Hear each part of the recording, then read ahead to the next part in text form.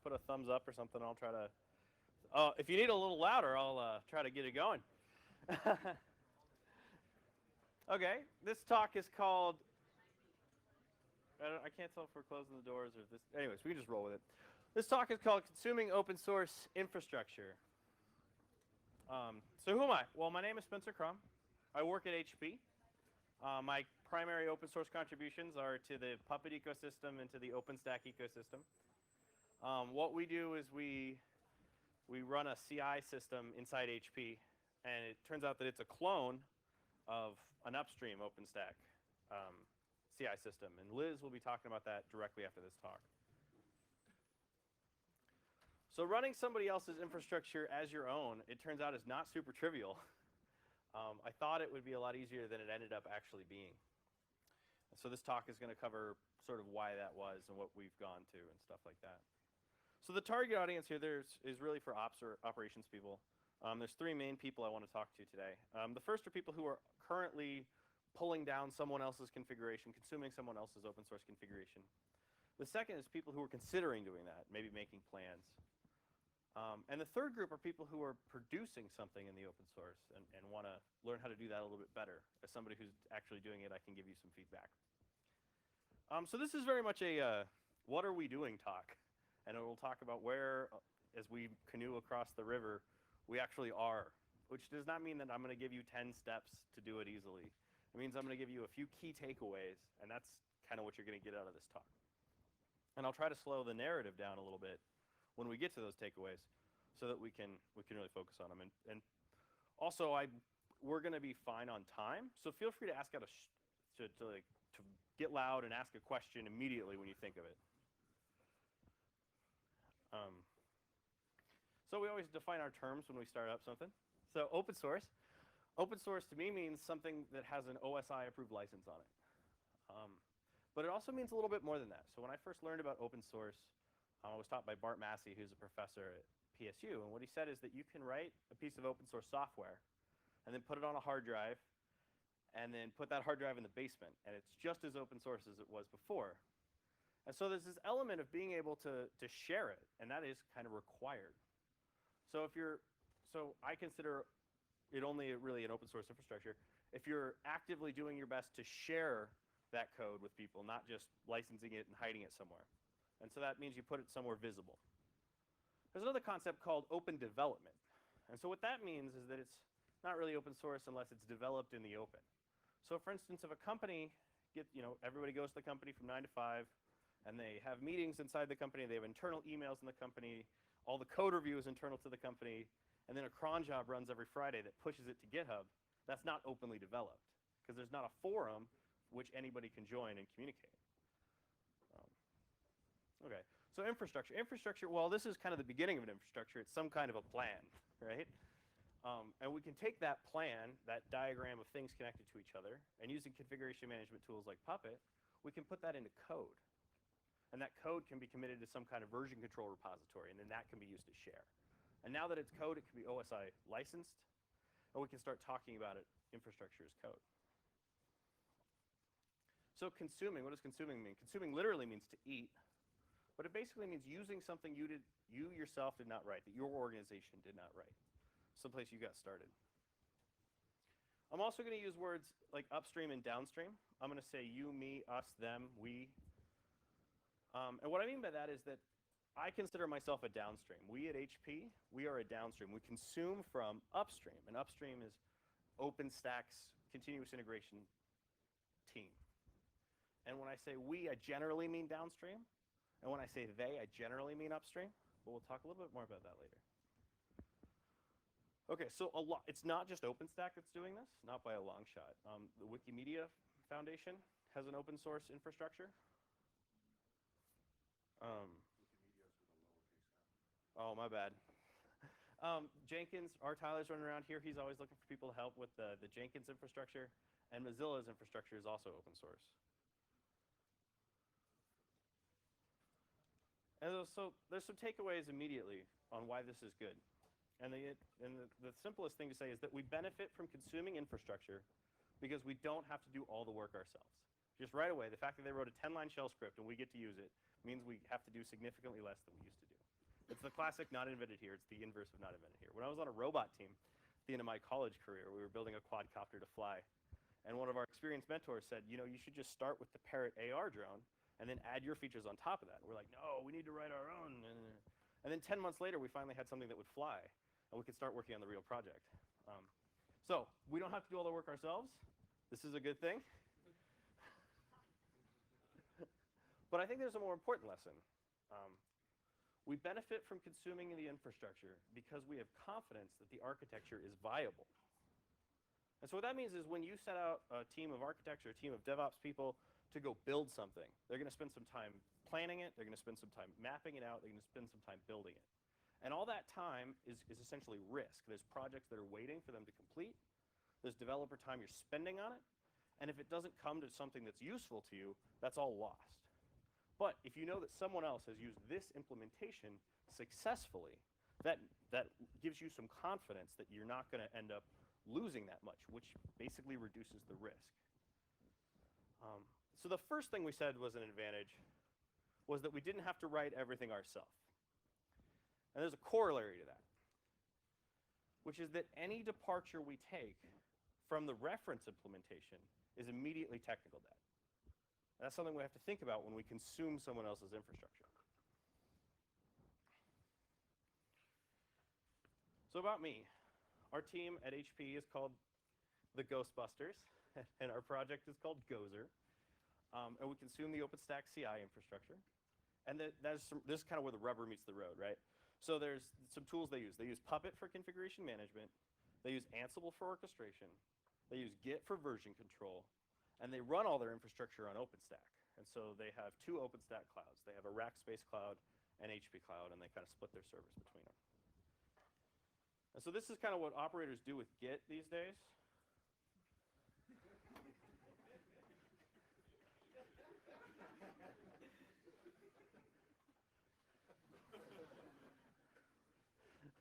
Just put the Git on everything. Which is a good thing, We have back when I was at PSU, at the Portland State University, we used to tell other people that this directory is managed by Git by touching a file called, all caps, use the Git Luke. And it's a good thing. It's a good thing. It means everything's a Git, which means it's shareable, which is actually really cool. So if you look at the goals for both of these teams, both teams are building CI infrastructure for OpenStack developers. Upstream is building it for OpenStack or upstream developers, and downstream in HP, we're building it for HP developers. So what HP has is an OpenStack product. It's called Helion. You should buy it. And when we take standard OpenStack, we apply a little bit of HP internal patches, and then we test those HP internal patches with HP internal CI. And it's attempted to be a pretty good mirror reflection of what happens upstream. And so that means you look like this. But if you take a little bit further look, our goals are actually somewhat divergent. So the upstream OpenStack team has to run a lot of daemons that we don't have to run. They have to run a bunch of infrastructure for publishing packages to PyPI. They have to run a lot of infrastructure for voting and other technical or governance needs of the OpenStack Foundation. They have to run a bug tracker. We don't have to run those things because in many cases those don't apply. And in terms of bug tracking, HP uses Jira, so we don't have to pick these things. But it also sucks downstream because downstream, we started out as a team that would provide CI infrastructure to OpenStack developers within HP.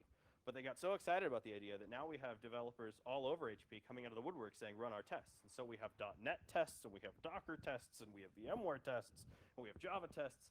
And some of those can map to the models that we learned from upstream, but some of those can't. And every time we roll some custom solution ourselves, we've incurred technical debt.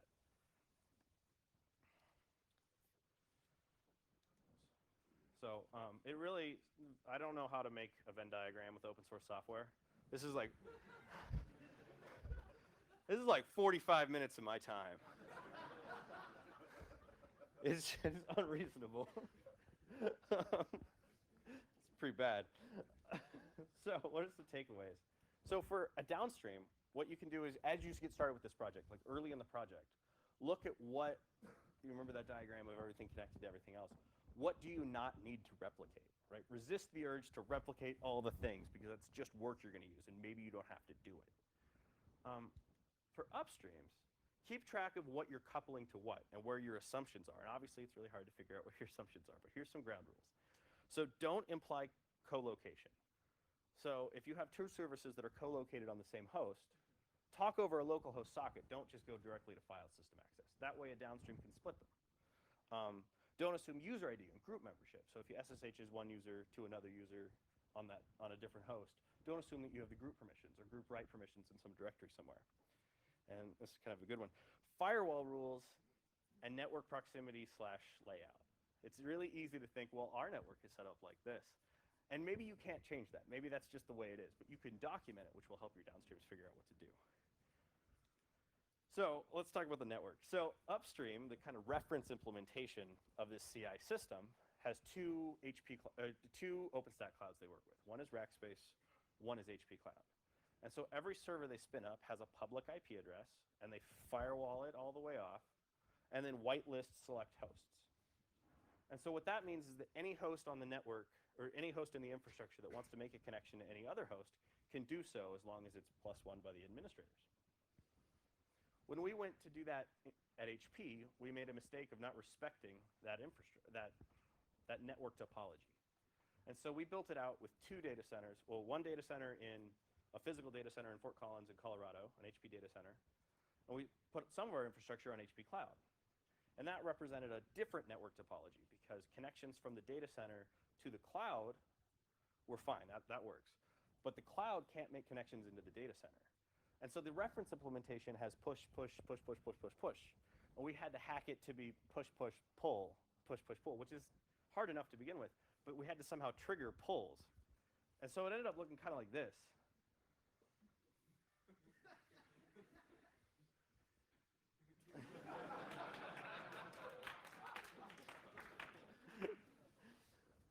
And there was another issue. So anybody who's ever worked in a corporate data center knows about like HTTP_proxy as a variable. And so what that meant is that anywhere inside HP's network, if you want to make an outgoing network request, you're allowed to do that as long as you go through the HTTP proxy. And what that meant was we had to change we had to make these small little changes to add HTTP proxy validation, to add that to the environment, to add that to the daemons or whatever. And so that meant that we had to go upstream. So let's talk about upstream contribution. So downstreams must contribute upstream. This is like probably the central thesis of my presentation today. Every single member of the Ghostbusters team contributes upstream. And we don't do it 50% of our time. But there are some days it's 100% of our time, and there's some days it's 10%, and there's some days we're not at all. There's practical and social reasons why you have to do that. The practical reasons are stuff like this. We just need to, this is the Puppet templating language, by the way. You just have to sneak in there and add a little if HTTP proxy do something. And this is, if you're a downstream, this is your bread and butter. You're going to submit this to upstream a lot. It's a small little change. It changes behavior slightly, not in a big way. It's off by default, and you could turn it on when that's consumed downstream. But there's also social reasons. And the social reasons are important. And you can think of the social reasons as an exercise in social capital. And how do you get social capital? Well, you get social capital through trust. It's essentially just a trust exercise. And so these are the things that we get from upstream. We get testing. They test our stuff for us. They write a bunch of code that we consume from them. They review our code. They support us when we have issues, and we get to read their docs. And so when I first started writing this slide, I had a different list. I had a long list of things we provide back to them. But then I realized it's the exact same list in terms of what we push upstream. And the reason we have to do all of those things is because when we have an issue with one of them, we need it to be important to the upstream core developers that our issue becomes solved, right? And if you show up in an IRC channel or on a mailing list and say, it's all broken for me, and you're someone who's not known to that community, they will spend 10 seconds trying to help you and then get on with their lives. But if you are a consistent contributor, if you're solving problems for them, they're going to go that extra mile for you. And it becomes a two-way street, and it's a trust relationship. And so the takeaways from this is context matters. We got bit by the network. And I think after this presentation, if any of you sat down to try to emulate something, you'd look really hard at the network. But there might be other assumptions that you're not thinking of when you're trying to consume like that. And so one of the things I have in my mind that could be true is geographic location, network latency, and maybe virtualization versus bare metal. But those are just examples. But this is really what it comes down to. Upstream contribution is not an option. You have to contribute upstream. If you don't contribute upstream, you might as well just stay at home. There's really no point.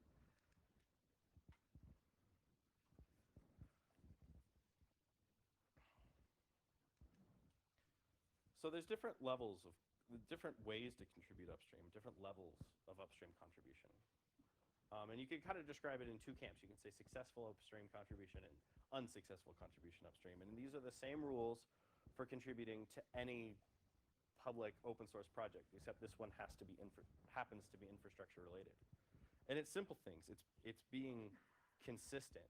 It's being reliable and frequent in your reviews. It's submitting small patches instead of big, giant dump patches. It's having a regular cadence. It's showing up to the meetings. And it's doing things that are so foo-foo, like active listening. And I think we all know what an unsuccessful contribution looks like, right? It's like somebody showing up with a 3,000 line patch saying, hey, I solved all the problems, just merge it and we're good. And the developers are like, hold on, no. And the developers say, I have all these technical complaints with your issue. And the downstream contributor says, no, man, it works in our end, just merge it. And then they get hostile and they say, no, it really works, this doesn't work, blah, blah, blah, blah, blah. And that's the kind of person you don't want to be. And if you are that kind of person, you're not going to be successful in this model of consuming and giving back. And in fact, consuming is really the wrong word because it's a two-way street. Okay, so now we can talk a little bit more technical, and I know this is the configuration management room, not the Puppet room, but we're going to talk a little bit about the Puppet situation in OpenStack Info right now. So when I first got there about 7 or 8 months ago, this was the situation. Upstream used Hyra for secrets only. They were on Puppet 2.7, which is really bad, even for 7 months ago. They used a site.pp, so they didn't have an ENC. They had a monolithic repository, which meant all of their kind of modules, all the code they wrote, was in one big Git repository, and they had a modules dir in there, and then 60 or so modules. They were stuck on Apache module version 0.0.4, which is from like 2012. And you bring that up. So Apache module 0.0.4 is very old, and what that does, more so than, because you can get anything you want done in Apache module version 0.0.4. It's not like there's features missing from that. But because you can't, there's an API change and you can't upgrade to like a modern Apache version, that means you can't use any module that depends on a modern Apache version. So that only sends you further down into the system of consuming old crap and writing your own crap. They had a forked VCS repo module. In fact, they still do.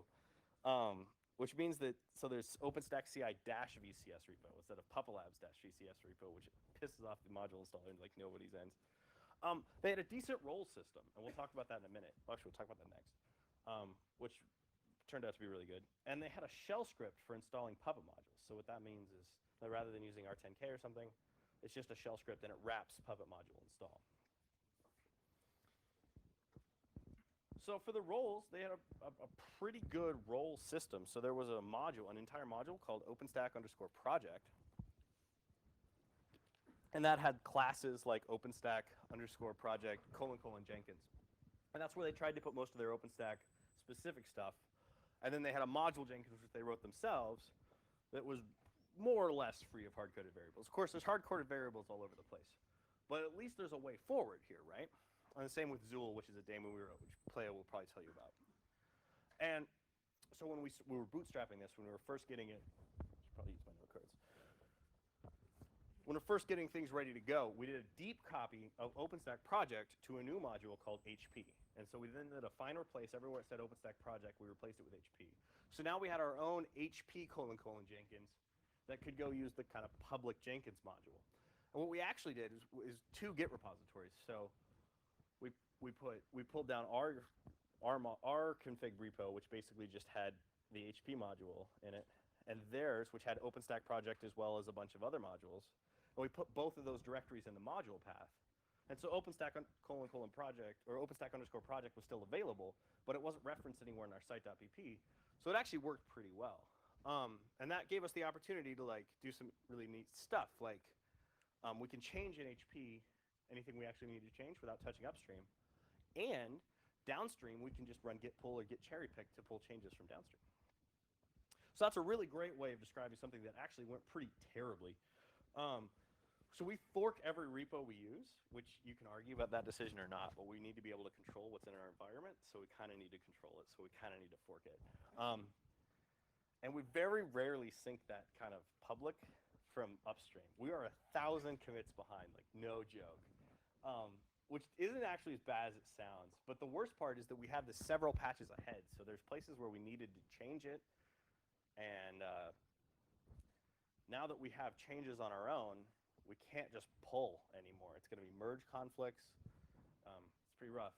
And even though OpenStack Infra, the upstream, has moved to 3.7, we're still stuck on 2.7 because we can't move fast enough to pull. So what are the takeaways here? Find your intermediary between upstream and downstream. And I'm not saying that you make a module called OpenStack_project. I'm saying that you find some place that both you as downstream and they as upstream can hard code variables without stepping on each other's toes. And that can, I think the traditional way, if you were greenfielding this, you would probably do that today with Hira. And there's an interesting story about that, which is that the first time that I tried to do this, I suggested Hira. And I wrote some patches, and I sent them up, and they weren't merged. And you can argue about why that wasn't happening, but I'll tell you why I think it didn't work. And I think it was because I was a relatively new contributor who had not built that trust relationship, back and forth trust, codependence relationship with the upstream cores, and I was proposing this patch that was very complex. It was ripping out a lot of things, changing things that were hard-coded into variables, doing Hira lookups. And so if you consider those two factors together, it's a new contributor we don't trust and a big bite of complexity, and that's an obvious no. I think today, now that I have a fair amount of social capital with these people, I could say, look guys, I think we need to go this Hira route. And I know a lot of them, and I know how to address their concerns, and I know how to talk to these people. And as a result, I could probably get that merged now. And it's just one example of how you have to be serious about contributing upstream, otherwise this model can't work. The other thing is that use small sinks, and it's so if you go upstream, right, and you drop a 3,000 line patch bomb on them, you're going to be told no. You're going to be sent away. They're going to laugh you out of the building. Similarly, if you wait 3 months before you sync from upstream, you're going to have the equivalent of a 3,000 line patch that you're trying to dump in your infrastructure, and you're going to be like, no, I don't want to do that either. So the only way forward is to sync often with small little sinks.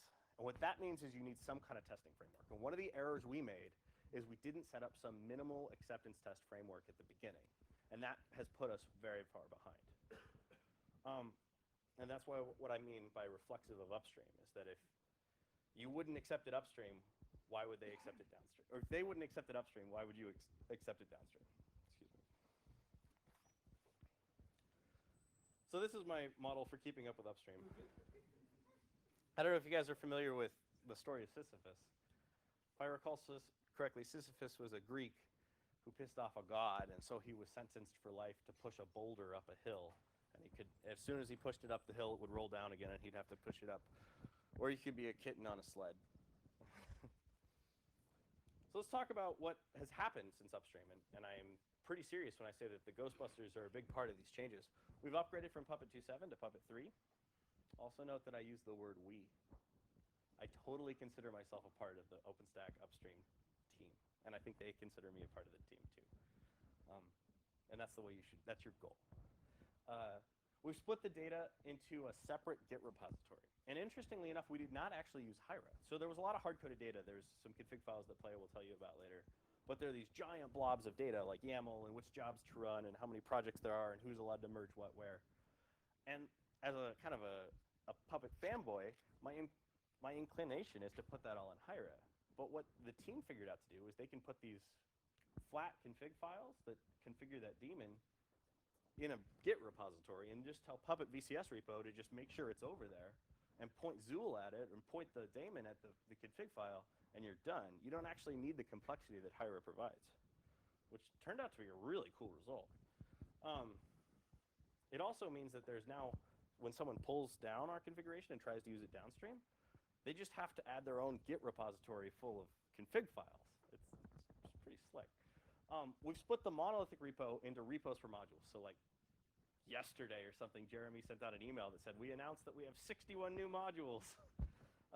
And they're all pretty OpenStack specific. That's totally true. But now that they're all split out individually and it can be published to the Forge, we're hoping to get folks like you involved in maintaining and using them.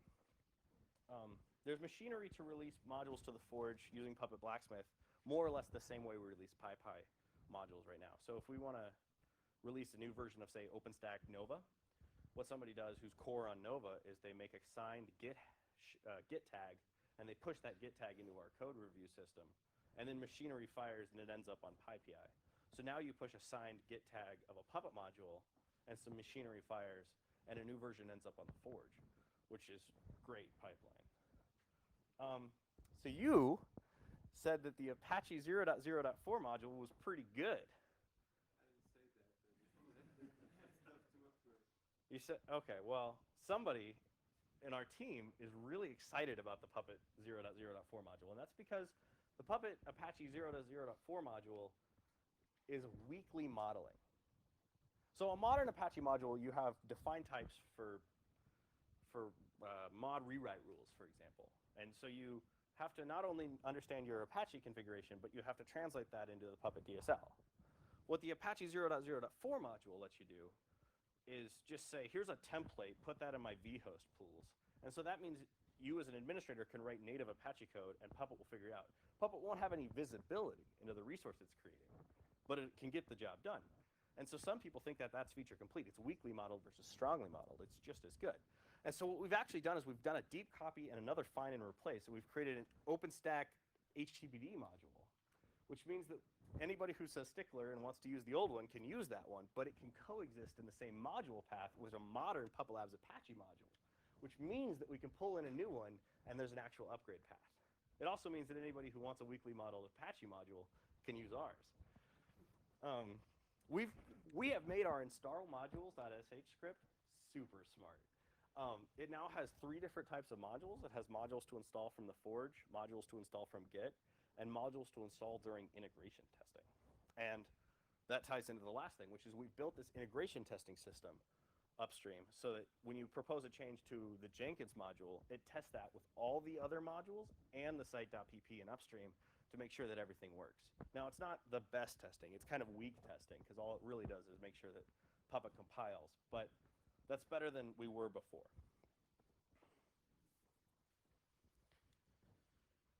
So what's planned upstream, oh, there we go. So what's planned upstream is we're going to put Semver on all the modules, and we're going to probably switch out of using the Forge and go to straight Git dependency, or Git clone, because we're tired of the transitive dependency problem in Puppet. And we're going to figure out some kind of a fix for our VCS repo. There's a couple ways we can go on this. We can either we can change our module to provide a new provider for the Puppet Labs VCS repo. We could also try to merge the behaviors of ours into the Git provider of the Puppet Labs VCS repo module. We haven't really figured that out yet. Yeah.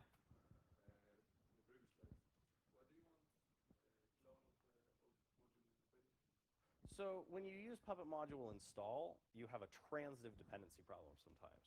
And so a transitive dependency problem means, okay, so the question was, why do we want to go to Git instead of using Puppet module install? And the answer is that there's a transitive dependency problem where you ask for Puppet Labs Postgres, right? And a dependency of that is the concat module and the NTP module. And so it'll pull down the NTP module, but if you already have an NTP module installed, it will fail to install the NTP module, and you'll get a version mismatch, and maybe the Postgres module won't work. The Puppet module tool is also kind of bad at identifying that this problem has occurred and reporting that to the user in a way that's detectable by script. Does that answer your question?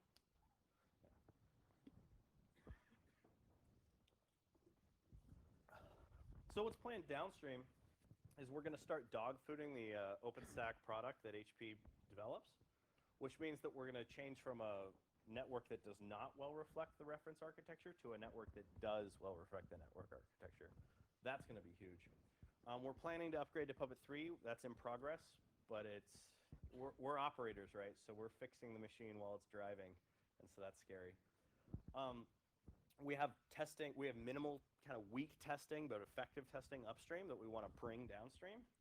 And we're going to, now that all the modules are synced out individually, we're 1,000 commits behind across 61 modules, right? But remember, we're only using a subset of OpenStack Infra's tooling. So we're not actually 1,000 commits behind. We're more like 80. And 80 is doable, especially when you can do the commits that went to Zool module, when the commits that went to Jenkins module. You can do that one at a time. It's also worth noting that OpenStack Infra sets up a lot of daemons. Have you ever been so mad at Google Hangouts that you set up an asterisk server? These people were, but I love them. So some closing thoughts. I was hanging out with Nigel Kirsten from Puppet Labs the other day, and he was talking about the days of Puppet 0.24. And he said at that time, everybody wrote code. And what he meant by that was that everybody who was using the product at that time was reading the source code and changing it to get results that they wanted. And so that means that it's, you got to treat it like a, so that means there's no users who aren't reading code. Like LibreOffice, for instance, a user without reading any source code can install and run and click and buttons. That's kind of where these open source infrastructures are right now. You have to consider yourself a developer. You're going to have to go in there and twiddle some bits. There isn't git clone /install. It's not there yet. Maybe one day it'll become polished enough that there'll be infrastructures in a box and you can download them and run them. And I think some organizations, like 4J is one of them, are trying to build that. But right now with OpenStack Infra and probably the others that I mentioned at the beginning, you're going to have to roll up your sleeves and get in there and write some code. This is a bunch of links that you can use when you look at these slides on the internet. And that's my contact information. Are there any questions? Okay, well, thank you for, yeah. Yeah. Coming from the development more than the ops. Yeah. You mentioned chopping in everything into modules. Mm-hmm. I would advise you to test each of them very deeply so that you can actually share them.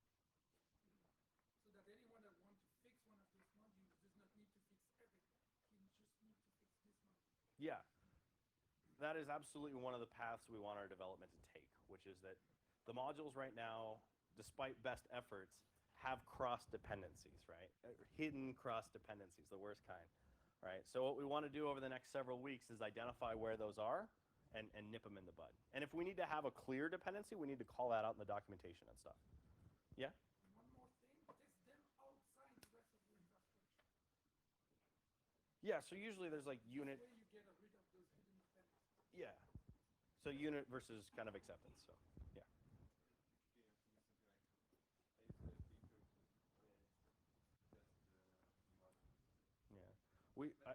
I've done some work, so Beaker was brought up. So there's some work right now in OpenStack Infra that I sort of spearheaded so that we can, using the OpenStack Infra node pool system, spin up a machine and run Beaker tests on that machine. That was actually kind of difficult to do, and the hack is kind of janky because Beaker is an opinionated tool. Beaker wants to be in charge. It wants to identify when the VM spins up and when it spins down. It wants to be in charge of reporting results. And we already have a lot of tooling for that stuff. It's like considerably better. So two daemons that want to be in charge, or one set of daemons and another like run on command tool is kind of meant to be done on a laptop, don't really get along that well. But I'd be happy to talk about that after this. Another thing, don't you find that you have to change the modules that, I mean, I'm also mainly a developer, and what I see in Puppet is that, I mean, you have to have this top level module just depending on the low level modules, and you just build them on top of them. While when you're writing code, that's typically not used.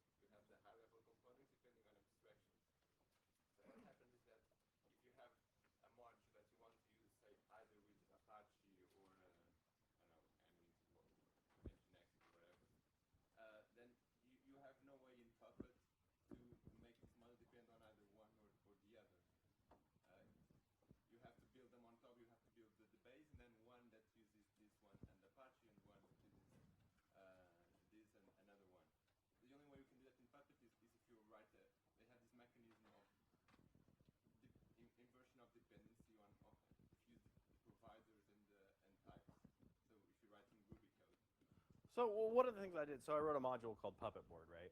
So there was a question about, it was kind of long, but You end up in Puppet Unit.